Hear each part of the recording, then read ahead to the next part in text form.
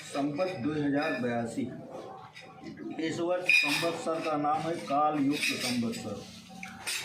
वर्ष विश्वा है 12, जिसका फल होता है समता कर्म।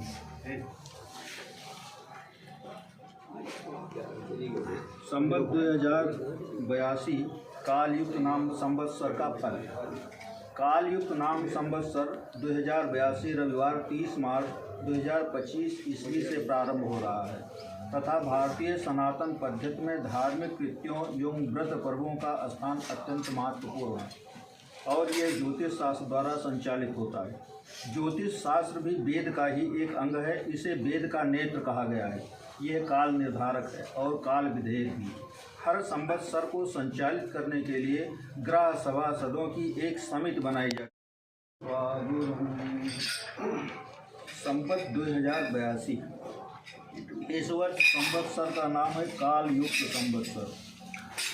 वर्ष विश्वा है 12, जिसका फल होता है समता कर्म।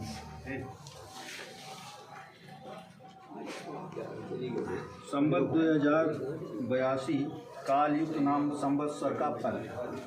काल युक्त नाम संवत्सर 2082 रविवार 30 मार्च 2025 ईस्वी से प्रारंभ हो रहा है तथा भारतीय सनातन पद्धति में धार्मिक कृत्यों एवं व्रत पर्वों का स्थान अत्यंत महत्वपूर्ण है और यह ज्योतिष शास्त्र द्वारा संचालित होता है।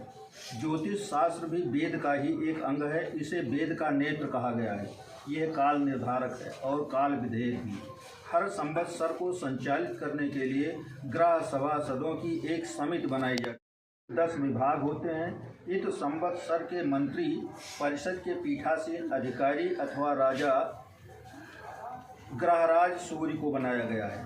क्योंकि मेघ संक्रांति भी रविवार के दिन ही लग रही है, अतः मंत्री अथवा सचिव का पद भी सूर्य देव को प्राप्त हो गया है। राजा और मंत्री दोनों महत्वपूर्ण पदों पर महातेजस्वी सूर्य ग्रह ही विद्यमान हैं। कुल 10 विभागों में से 6 विभाग पाप ग्रहों के अधीन हैं तथा 4 विभाग ही शुभ ग्रहों के पास हैं। इस प्रकार आकाशीय मंत्र परिषद में पापक ग्रहों का ही बहुमत है। परिस्थितियां परिणाम की स्वयं ही सूचक हैं। सूर्य के राजा होने के फलस्वरूप पृथ्वी पर सर्वत्र फसलों का उत्पादन कम होगा। मनुष्यों एवं पशुओं तथा जंगली जानवरों को भी भोजन जुटाने के लिए कठिनाइयों का सामना करना पड़ सकता है। नदियां, सरोवर, झील, तालाब सभी सूखने के कगार पर पहुंच जाएंगे। देश की प्रमुख नदियां भी पानी के अभाव में क्षीण दिखाई देंगी। औषधियाँ, वनस्पतियाँ तथा काष्ठ औषधियाँ अपना पूरा असर चिकित्सा में नहीं कर पाएंगी। शीतकाल में भी सूर्य की किरणें तीक्ष्ण रहेंगी। बड़े बड़े पर्वताकार बादल उमड़ घुमड़ कर आएंगे किंतु बिना जल बरसाए ही चले जाएंगे। चंद्रमा और तारों की आभा मध्यम जान पड़ेगी। साधु सन्यासी, तपस्वी और धार्मिक आस्था से जुड़े लोगों को इन्हीं बातों से कष्ट पहुँचेगा। गायों एवं दुधारू पशुओं को भी पीड़ा पहुँचेगी।